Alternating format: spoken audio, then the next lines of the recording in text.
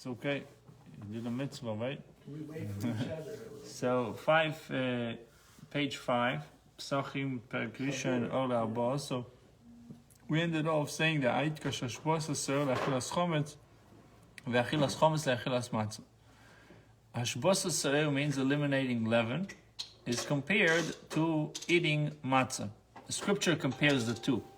Eliminating, just getting rid of it is like eating it. eliminating and achilas chometz, and I'm sorry, eliminating leaven chometz. Yeah.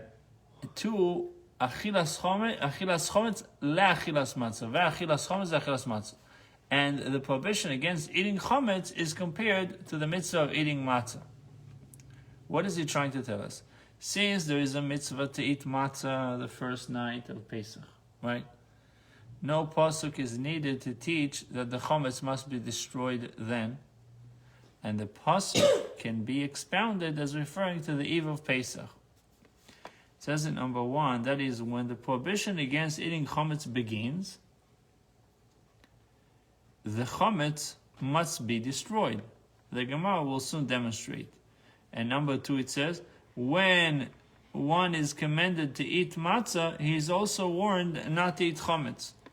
So it's a double commandment. You need to eat matzah and don't eat chometz. A positive and a negative. It thus follows that the prohibition against eating chometz and a commandment to destroy it occur. So the prohibition against eating chometz and the commandment to destroy it occur at the same time that there is a mitzvah to eat matzah, the first night of Pesach. So meaning all of it is coming together. Eliminating chometz, not eating chometz, and eating matzah. All coming together. Eliminating chometz means to destroy it.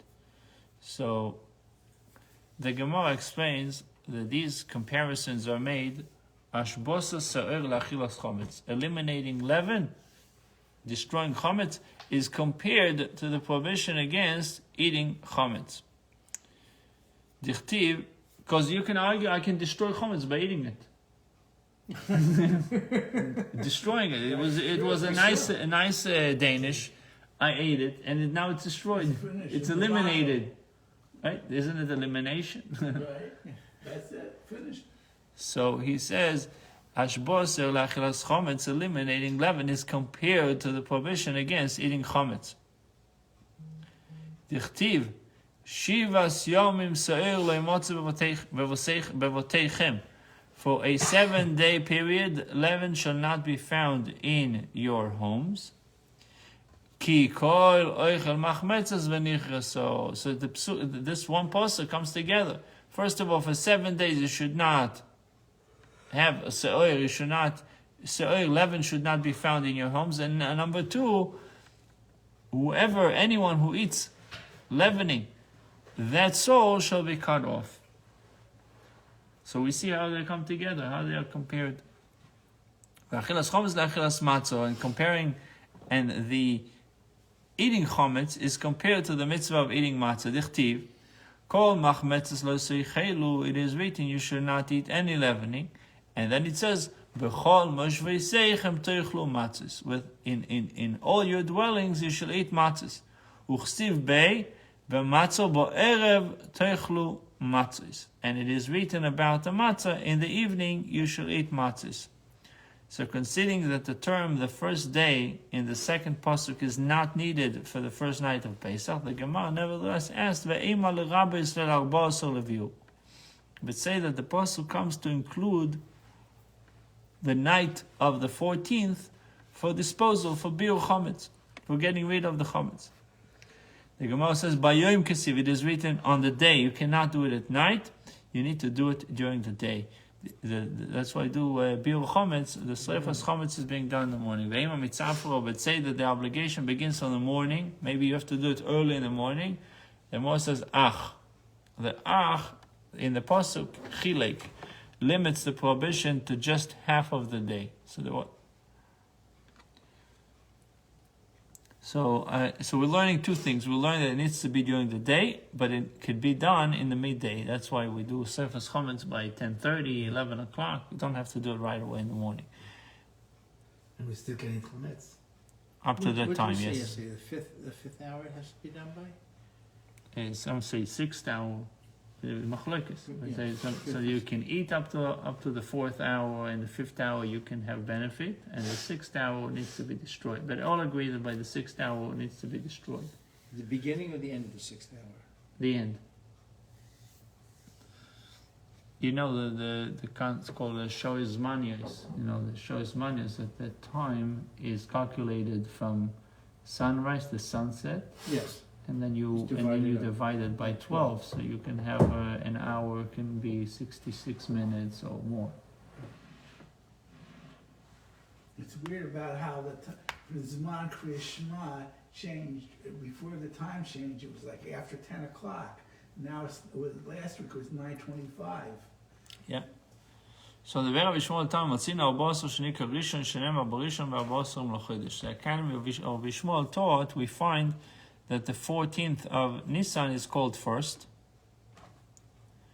For it stated on the 14th day of the month, in the evening shall you eat matzahs. Therefore the term first, used in reference to the elimination of chametz, also means the 14th of Nisan.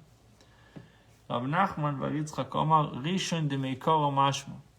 First implies the day prior to, not the first day of the festival. The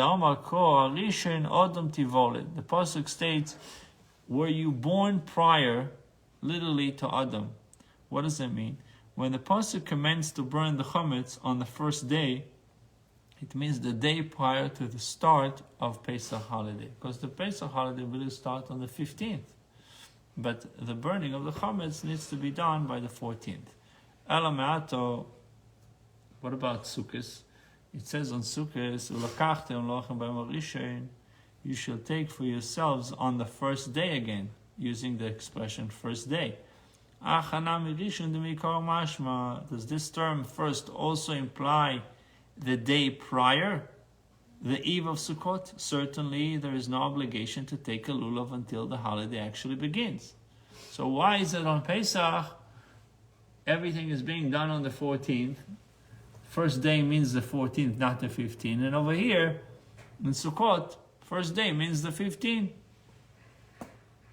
The Gemara says Shanios. Over there, regarding Lulav, is different. Why? Dechtiv usmachtem lifnei avay elekechem shivas yom, and you shall rejoice before Hashem your God for 7-day period. We can therefore learn Mash Shvi Lechag, just as the term seventh referred to the 7th day of the festival. Afrishon Rishon Lechag. So the term first refers to the first day of the festival, not the day before. Achana miksiv ach b'yom harishon tashpisu shivas yomim matzos teichelu. It is written that on the first day you shall eliminate leaven, and the same verse states, for a 7-day period you shall eat matzahs. Therefore, with regard to destroying the chametz, we should also infer that the first day of that verse refers to a day of the Pesach holiday, just like the 7th day. Im kein nichtav kar rishon ho rishon lamali shma mina lechadamon. If so, let the pasuk writes just first. Why do I need the first, the first with a hey? B'yom harishon shma mina lechadamon. Learn from this that, as we said, it refers to the day prior to Pesach. So this is the difference between Pesach and Sukkot. Bayim harishon, borishon ba'arba also, where it says the added hey, harishon. But in Sukkot it also says harishon. Let me see. It says right. 11 Leviticus.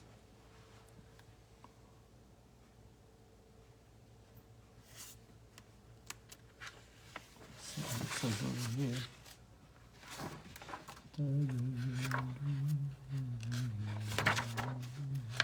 Because it's 8 days? Is that why Harishon refers to the first of 8?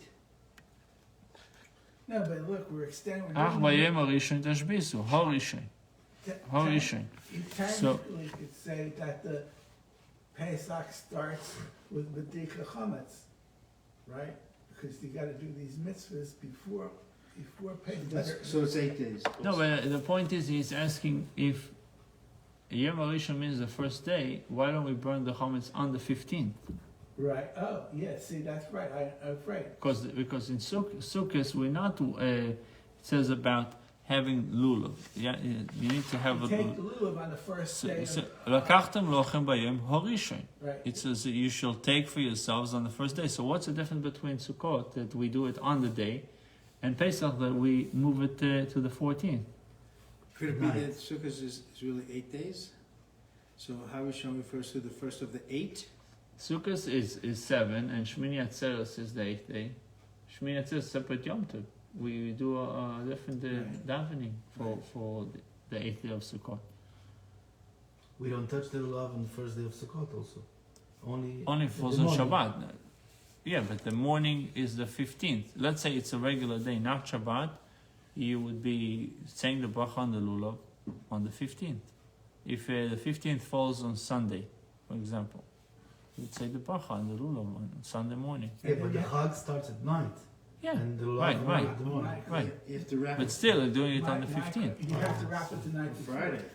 My question was when this year was starting on Shabbos and that has to be your lulav. Right. And you have to give it, if you give it, it has to be with a condition. But if it's the second day, then I don't understand, then it's not your lulav anymore. I mean, it is, but it's not the same. What did we do? We wrapped it up on Friday? Yeah, Friday, you had it. Friday, and then you Used it on Sunday. Yes. But so let's see what the Gemara answers. The Gemara says this is different regarding taking the lulav. Why is it different regarding taking the lulav?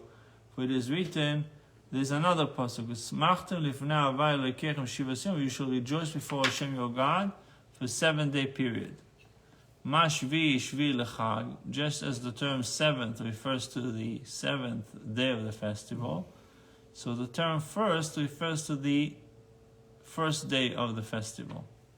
So the 7th means the 7th, the first would mean the first. It says in number 12, therefore, even though the term Rishon can sometimes be translated as prior, in the verse discussing the mitzvah of lulav, we know from context it refers to the actual first day. But he says, when it comes to Pesach, it's also written with a hey. You should eliminate 11 on the first day, Horishon. So the Gemara says, Shivas Yom Matzis Teichelu, and the pasuk states for a 7-day period you shall eat matzahs. So what is the answer? The Gemara says, Ken nichter kol Rishon Horishon lama lishma milchamot. So the pasuk should say Rishon, Horishon lama. Why do I need it to be with ha? Horishon. Let's see. The Torah could have stated just Rishon to connote first. By writing Horishon with a hey, it refers to the day prior to Pesach. Right. So, so now the Gemara has a question that we asked. We jumped the gun. Because the Gemara says, but it says Horishon regarding Sukkot also. Furthermore, there with regard to labor on Sukkot, it is written the first day is rest day, meaning you got to treat the day like a Shabbat, it's Yom Tov, and the 8th day is a rest day also. Shmini Atzeres is also should be treated like a Yom Tov, a Shabbat. Eimar Rishon de Meikor Mashma. Say also that the term first implies the day prior, the eve of Sukkot, and it should be prohibited to perform labor on the eve of Sukkot. So the Gemara says that there's a difference between Sukkot and Pesach. Shani also. There is a difference. What's the difference? The pasuk says, and the 8th day is a rest day. Ma shmini shmini dechag, af rishon rishon dechag. It says like this. Just as the term 8th refers to the 8th day of the festival, so the term first refers to the first day of the festival. not the day before. Horishan Lamali, so why does it say with a hey? The question of why I need to write the first with a hey, to exclude Chol HaMoed from the law stated in the verse. Meaning the Chol HaMoed is not like Yom Tov. That is, it says in 15, the hey in the verse about Lulav teaches that according to biblical law, the mitzvah of Lulav is applicable only during the first day of Sukkot, for all places other than the temple. Similarly, the hey in the verse about labor, in Sukkot teaches that prohibition against labor applies only to the first and 8th day of Sukkot. The first day and the 8th day. Not in Chol HaMoed. But we said that the 8th day is a separate holiday. Right, so the Torah tells us you should know that the first day is a Yom Tov, right? And the 8th day would be a Yom Tov. What is the Yom Tov? The 8th It sounds day like they're calling it Sukkot. No, Shmini Atzeres is extension of Sukkot, but it has a separate Yom Tov. Okay, so you say Shmini Atzeres instead of Hag HaSukkos. Yeah, we don't say Shmini Atzeres. We say Shmini Atzeres or Hag Hazeh. Right. You don't say Sukkos. Right. But that's and then you don't do the Hakafas and all the good stuff. Right. Good stuff. But then. Okay. But it still says Shivas Yomim Teshu V'Sukkah. So 7 days you should sit in the Sukkah. Right.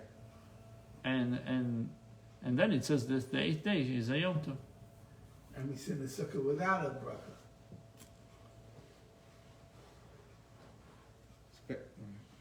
But we still have to see what's the difference between Harishon of Sukkot and Harishon of Pesach. Chulu Shel Moed, the Gemara objects to the need for the hay in the verse prohibiting labor on Sukkot. Chulu Shel Moed Mirishon Shmei Nafka. The permissibility of work on the Chol HaMoed can be derived from the terms first, Rishon, I don't need Harishon, and from the 8th, which implies if Hashem tells me the first day and the 8th day is Yom Tov, I understand that the in-between, the intermediary days are not Yom Tov. Right? Yeah. So I don't need Harishon to tell me that I can do work on Chol HaMoed. So we still need the hay. Why do we need the hay?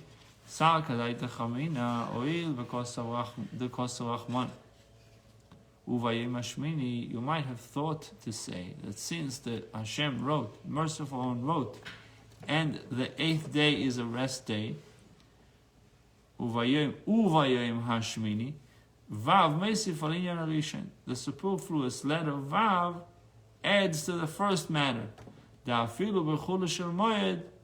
That even you shouldn't do work even on Chol HaMoed. Kamashmalan, therefore, I need the hay to tell me that I am allowed to do work on Chol HaMoed. So meaning the Vav is a problem over here. The Vav can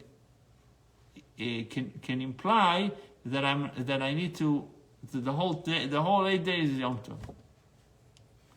Uvayim Harishon Vav Moisif Al Yarishon. That's what it says. The letter Vav adds to the matter. Uvayim Hashmini, meaning Vayim Harishon is the first day should be Yom Tov, and then they want Uvayim Hashmini. So the Vav, maybe I can think that it's continuation. It should continue, not only for 7 days but also for 8 days should be Yom Tov.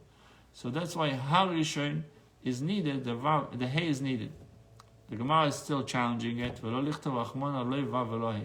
Maybe you should avoid the Vav, avoid the hay, not Harishon and not Uvayim Hashmini, and we wouldn't have any problems. We wouldn't have any misunderstandings with two awesome dichtiv. Furthermore, there, with regard to the prohibition against working on Pesach, what does it say? Bayim Harishon Mikra Kodesh Yelochem. On the first day, there shall be a convocation of holiness for you. I guess you pronounce Mikra Kodesh. So pronounce it. Say it. Get together, like the base of Mikdash, the whole thing. Rishon de Mikora Mashma. We should say that the term first implies a day prior. the eve of Pesach, and it should be prohibited to work on that day. So, in other words, he's telling us, if not for the Vav and not for the Hey, I would think that I'm not allowed to do work on Erev Pesach. We should say the term first implies the day prior, the eve of Pesach, and it should be prohibited to work on that day. Rather, those three terms first are needed. For that which taught in the Academy of Rabbi Shmuel. The Tana Dever Rabbi Shmuel. Rabbi Shmuel taught, Bischar Shloisho Rishon, in reward for fulfilling the three commandments that are called first. Zochu L'Shloisho Rishon. The Jewish people merited three outcomes signified by the term first. Lehachis Zaro Shel Esau, Levinyan Beis Hamikdash, Velishma Shel Mashiach. To eradicate the offspring of Esau, the construction of the Beis Hamikdash, and to the name of Mashiach. And the Gemara goes through each one.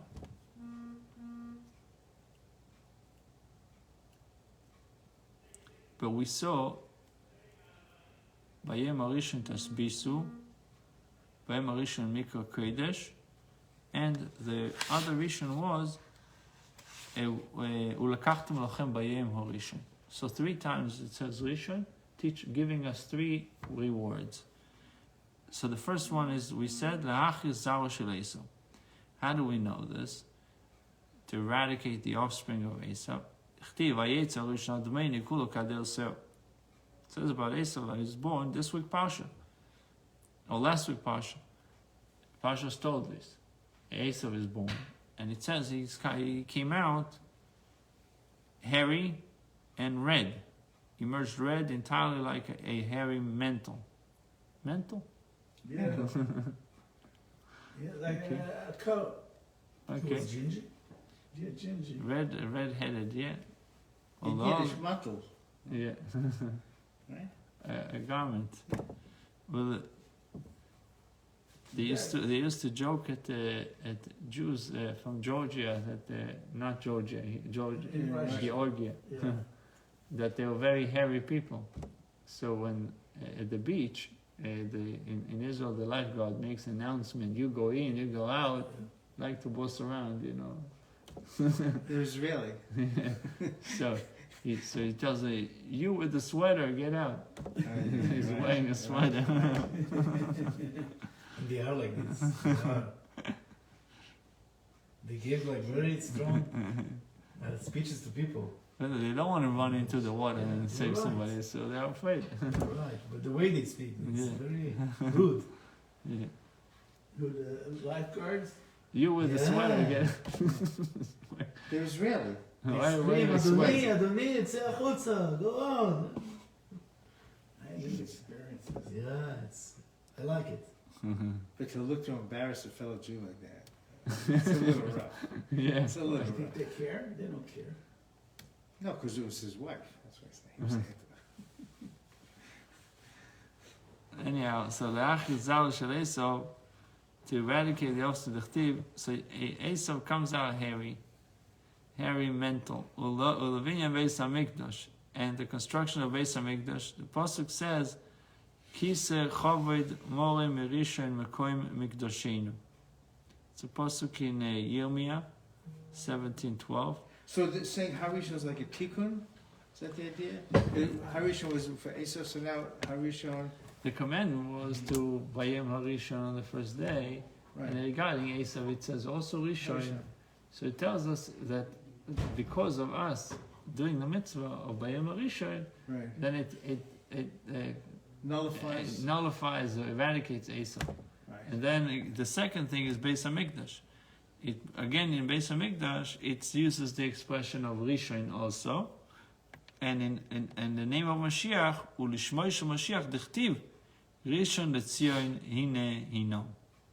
It's a pasuk in Yeshayahu, Rishon LeTzion, like the city in Israel, Rishon LeTzion. Mhm. who is the Rishon LeZion, the first one to be in Zion, is referring to Mashiach. The question arises, how does the Gemara know that it is the three first of refraining from labor on Pesach, refraining from labor on Sukkot, and taking the taking of the lulav, for which these three rewards come? How do they know it? Now that goes through our whole explanation of the Maharsha, and Tosfos explains the answer, like exactly the connection. Ach b'yom harishon, maybe it could mean something else. Anyway, so that the Gemara tells us we're meriting for three things. These three things were merited because of the three Rishons. He says, for observing Pesach properly in commemoration of the redemption from Egypt, the Jews will merit redemption from the descendants of Esau who conquered them. Yeah. So Say that last with the merit. If you Just read the last piece again, please. okay. Jews will merit redemption from the descendants of Esau who conquered them, meaning the Romans. Right, and now this is an extension of the Roman goals. Americas, right. Right. So Rava Omar Meocha, you can learn from somewhere else.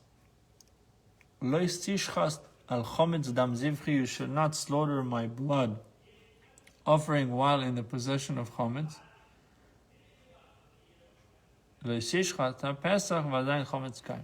Do not slaughter the Pesach while chometz is still in existence. Okay, so really, we ask the question, why should Pesach be different than Sukkot? Sukkot, we celebrating on the 15th. Pesach was starting off already on the 14th. Right. So he says, nothing to do with Harishon, with the Hey, the Vav. It says, no, we're learning it from somewhere else. We're learning it because it says, you're not allowed to shech the Korban Pesach while it's still at Chometz. So when you shech the Korban Pesach on the 14th, to prepare it for the 15th, right? So, because Yom Tov itself, you shouldn't shecht anything that you cannot, you couldn't do before. Right. Do before, you got to prepare it before. So the Torah clearly says you're not allowed to shecht chometz, to eat chometz while you're involved with Korban Pesach. When do you get involved with Korban Pesach? In the afternoon. And therefore, you already burn the chometz and get rid of the chometz before. Well, there's also this heavy-duty preparation of the sukkahs has to be done by the day before. Correct. The sukkah, buying the lulav, that's right, binding them. We start Right. from But the idea is that you don't have to sit in the sukkah until sukkah begins. Well, and the you're also lulav- not eating matzah until. Yeah, but this is a Right. whole thing. But the Yeah, rice. you burn the chometz. Burn the chometz before and not eating That's chometz. preparation. And not eating chometz. That's preparation. No, Oh, but- by not eating, And then chometz. that's a Pesach thing. But it's, Burning it, I can see, but is it's like Yeah. a derisive thing that you're not about the hummus. You gotta get rid of the hummus before you can do the korban. Well, now we Pesach. don't have Korban Pesach. No, but Yeah. we're doing Right. as if we say the korban As if. Pesach on Erev Pesach between the Gemara if we say Right. this. So, but I'm saying I don't know. I think I agree that it's like an extension. It's an extra day of preparation. If you don't do this, you're not really able to do Pesach. If you don't get rid of the B'dika Chametz, burning the Chametz. That's all part of the holiday. Yeah. It's in a Haggadah, you get a Haggadah. Right. I don't know. It's a question. What if a guy's gluten free? He doesn't eat any gluten. He doesn't think about Pesach, but he doesn't eat chometz. So he went through Pesach without eating chometz. You had to have a matzah. Yeah. You have to have a matzah, achilas matzah. Gluten free matzah. You Is have to also. have that stuff, Yeah. what do you call it? spelt. The spelt, yeah, Yeah. it costs $1 gazillion. It's only three times the price. So Fe'ema kol chad v'chad kishochit. But say that each and every one must destroy his chometz at the particular time when he slaughtered his Pesach offering. Let's do it together, he says.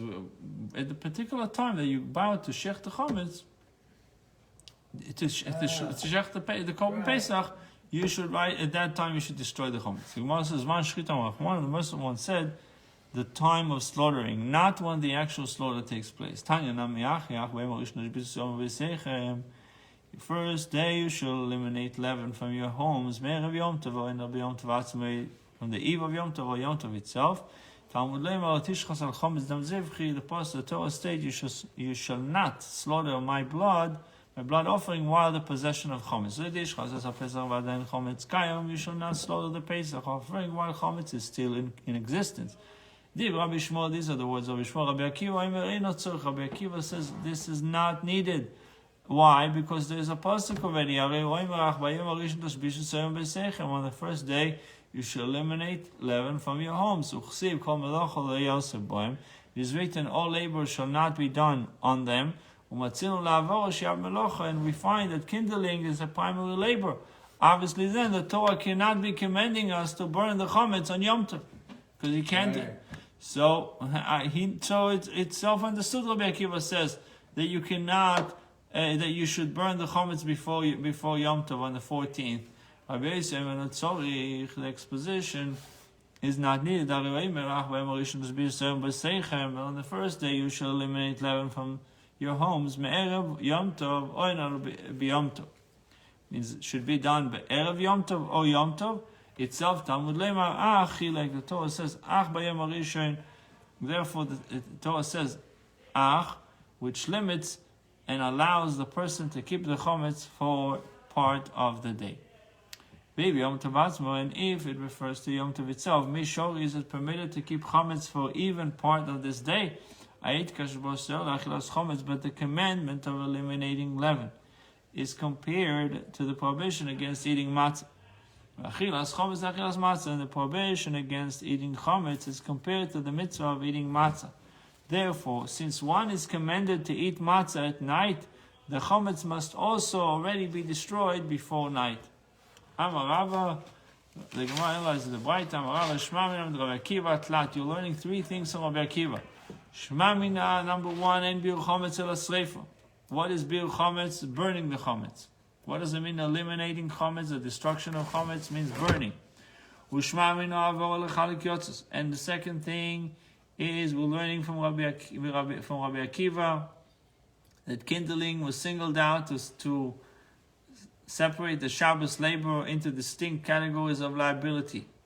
Distinct categories of liabilities. The Gemara in Shabbos speaks about why you need a special pasuk to warn you about havara, about burning. And the third thing is Shmamina Lamrinan. We don't say that since we are allowed to use fire on Yom Tov, letzorich, for a need, then I should be allowed to use it also when it's not a need. We don't make that argument. For 7 days, 7 day period, you shall not be. You should 7 day period. Leaven shall not be found in your homes. There's already a pasuk that tells me you shall not be seen to you, and leaven shall not be seen to you in all your borders. So why do I need the pasuk lo yimotze b'vaseichem? Leaven shall not be found in your homes. I already have lo yiroe v'lo yimotze, lo yorecho v'lo yiro l'choseu v'chagvolecho. So the Gemara answers the Vishanem lo yiro l'choseu. Since it is stated leaven shall not be seen, shulchai atareh v'atareh shulachem shegava. Maybe you're allowed. It says lo yiro lecho. Maybe it's your chometz you're not allowed to see. But if it's other people, maybe you're allowed to see their chometz. Or if it's shel gavoya means it belongs to the temple. Yochol yatmino could be maybe I can put away the chometz. Veikapik does may accept deposits from Gentiles since that chometz is not his. You have a pawn shop. You're accepting a 7-layer cake, and on behalf of the giving somebody against it something, and that's it. Maybe I'm allowed to do it because it's not mine. Talmud Leimar lo yimotze. The pasuk say it shall not be found to prohibit keeping chametz in both those circumstances. And I know only about the prohibition of keeping chametz with regard to a Gentile whom you do not dominate. You not dominate. And he's not living with you in the courtyard. Meaning he's his own person. He has nothing to do with you. With regard to a Gentile whom you dominate, maybe is your slave, or who is living with you in the courtyard, Torah tells us the chametz of any Gentile shall not be found in your homes. You're not storing chametz for Gentiles.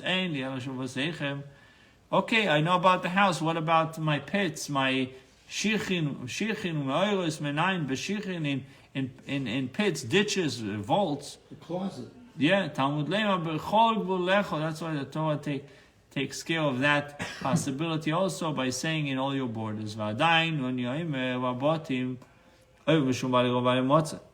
And still we say, in regards to the transgression, it shall not be seen and it shall not be found. And do not hide chometz and do not accept the deposit from a Gentile. But gvulin and for elsewhere in one's borders, we say in gvuling in the borders, you're not allowed to see your chometz, but you're allowed to see acherim. But you may see chometz of others or Gentiles and the Most High. Menayin litin es omush lazeh. From where do I know to apply what is said in this first pasuk to the second pasuk? V'shalzeh bazeh, and what is said in the second to the first. Talmud lemar se'oir. Torah uses the word twice. Se'oir, leaven. Legezer shava. What is the gezer shava? The logical inference, or scriptural inference. Leaven is stated with regard to the pasuk discussing homes. Leaven is stated with regard to the verse discussing homes. Leaven shall not be found in your homes. And it says and it says so'er in regards to borders. Just as if you do have leaven in your home, you are transgressing, it shall not be seen and it shall not be found, violating these two commandments. And not to hide and not to accept deposits from Gentiles. The same se'oir that is the Torah tells us about the borders, he is also transgressing. It shall not be seen, shall not be found. And not to hide it and not to accept deposits from Gentiles. And similarly, just as regards to leaven stated with regard to the borders. Yours, you may not see. But you may see that of others and the Most High. So too concerning the leaven stated with regard to the homes. Yours you may not see, but you may see that of others and the Most High. It says in 16, it should be noted that in the final analysis, the status of hidden chometz as it emerges from the baita is not entirely clear. Some assert that while for visible chometz, one is liable for bali motze or bali roeh. For hidden chometz, only the commandment of bali motze is violated, because you don't see it, it's hidden. So you're only violating bali motze, it should not be found. However, Ran, commentators on the Gemara, however, states that once the Torah reveals to us through the word lo yimotze that even hidden chometz is prohibited, we understand that the words lo yiroeh include such a chometz as well. So, if you say bali motze, it should not be found. So I understand also that I shouldn't be seeing it. That's the diuk of the Ran. So a person that is blind, he will never. The blind person, it says that he is considered like a dead person. Yeah. You never see chometz. Yeah. But he's like a. Almost doesn't have a yetzer hara. That's why he's considered like a dead person, because a blind person doesn't see. Wasn't Rabbi Zera blind? One of the big rabbis in the Gemara was Who's the? I think it was Rav Yosef. They saw better, but he was able to see better than people with vision. Yeah. So let's see. I'm speaking about a Gentile that you do not dominate, and he doesn't live with you in the courtyard. But if you have a guy that lives with you, how do you know that you shouldn't have chametz either? Because Talmud Lema loy motzi, the pasuk says shall not be found. Kal pelayo, to which way does the logic of the matter point? Question mark. Reason dictates precisely the opposite. The chametz of a Gentile under one's dominion or in one's courtyard should be more obviously forbidden than that of a Gentile who has no affiliation with you. Where's the most? You have to be more strict. The guy that is living with you should not have it. The guy that is not living with you, who cares? Reverse the order of the baita. Rabbi says no, you don't have to reverse the order.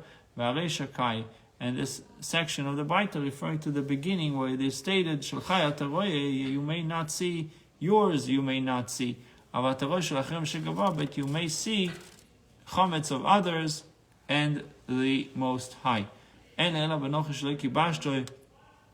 know only about the permissibility of keeping chametz with regard to a Gentile whom you do not dominate, or who is not living with you in a courtyard. From where do I know the same with regard to a Gentile whom you dominate, or who is living in your courtyard?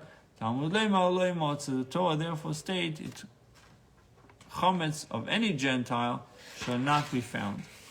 We have to see how do we go to Publix if that's the case. You go to Publix and you have you see chametz all over the place.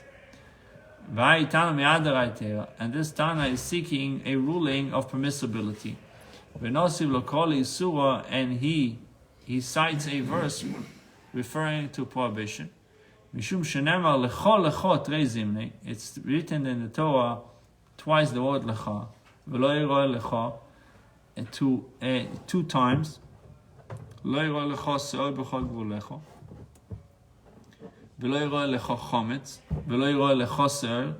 the word lecha. Maybe he's allowed to hide chametz and to accept deposits. So that's why it says it shall not be found. But you said in the beginning, you said you're allowed to see other people's chametz, Gentiles and the Most High. Why does the Baita prohibit? Why does the Baita now prohibit the chametz of a Gentile? The Gemara says, there's no difficulty.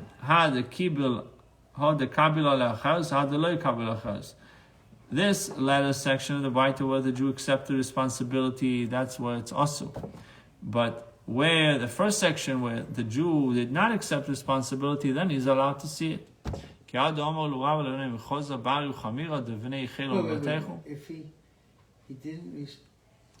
you take responsibility over the chametz, it's a problem.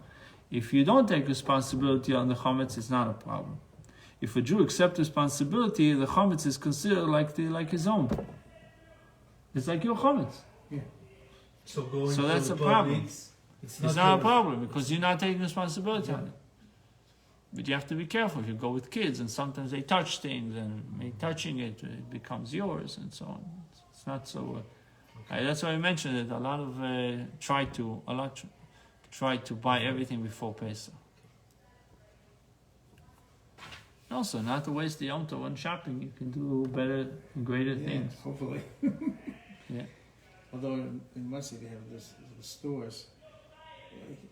One of the biggest stores has a whole tent in the front. It's only Pesach stuff. It's a huge tent. They take a huge part of the parking lot. That's a Pesach store. Muncie is amazing. Amazing. The kosher stores that they have in Muncie, unbelievable. It's like the size of Walmart. Evergreen. It's called Evergreen, right? Evergreen. And in the front, what they do you have like a few weeks before Pesach, they put up a huge you have tent. like a whole section just on kosher chocolates. You have 20 different chocolates. Aisle. A whole aisle. just chocolate. This is just unbelievable. And the other side of the I didn't aisle, even think just that candies. I didn't Just even those think things. so many kosher things are existing. It's unbelievable. I was giving a seudah for this. A friend of mine was ill, and he's very, very strict. Not because he wants. He was about Shavai, he was very strict. And I put in the table like, Fanta, Sprite, Coke, and he came with his 6 kids, small kids, and he told me, David, please leave only one. Don't put all the 6. Take everything out. Just leave one. I don't want them to have many options. Alright. I was very, what, why? That was not because you didn't want them to be all sugared up, maybe. Right, sugar is not good for them. No, but it was diet. I don't know, but it's not to have many options. I never heard this before. Don't bring him to Muncie. Yeah, once you have a lot of options. So the Gemara says, he like the incident in which Rava said to the people of his own town, remove the chametz of the Gentile soldiers from your houses. I guess soldiers used to deposit flour with the Jews of the town They made them bake the bread. in order that it made into bread for them, right? That's how Ben Chanal said, that they used to make the Jews bake the bread, but they used to provide the materials. At least that, provide the ingredients. Anyhow, so he told them, Rava would tell them to get rid of it. For since it becomes stolen or lost, it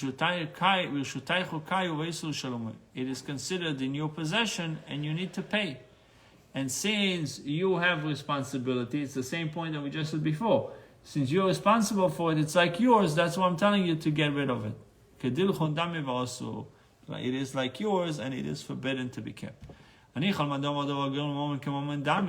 is satisfactory according to the one who says that something that can cause benefit of money is itself considered money. Again, something that can cause a benefit of money is itself considered money.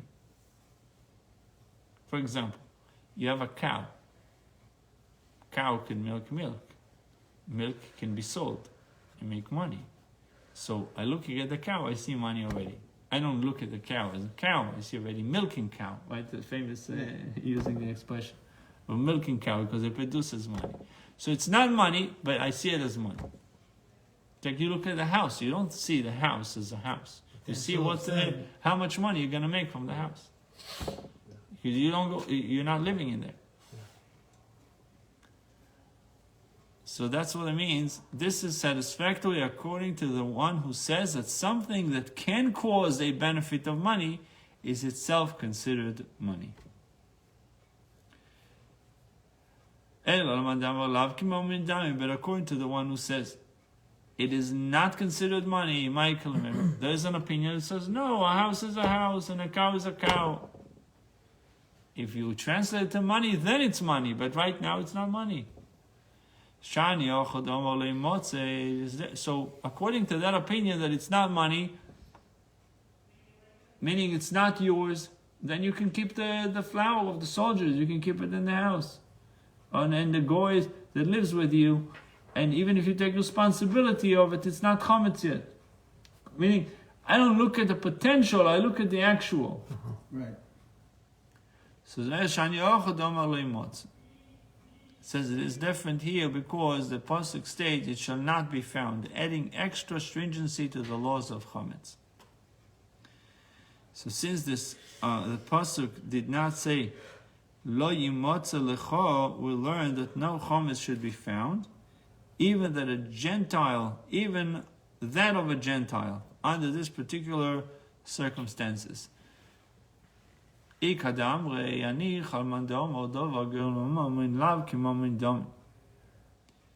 is satisfactory according to the one who says that something that can cause a benefit of money is not considered money. That is why the pasuk says, that is why the verse, it shall not be found, is needed, lo imotze. Elaman de omar ke mama dami, why do I need lo imotze? But according to the one who says that it's like money, why do I need lo imotze? Why do I need it shall not be found? Obviously, the Jew would be obligated to remove the Gentile's chometz from his house. The Gemara answers, Itzrich,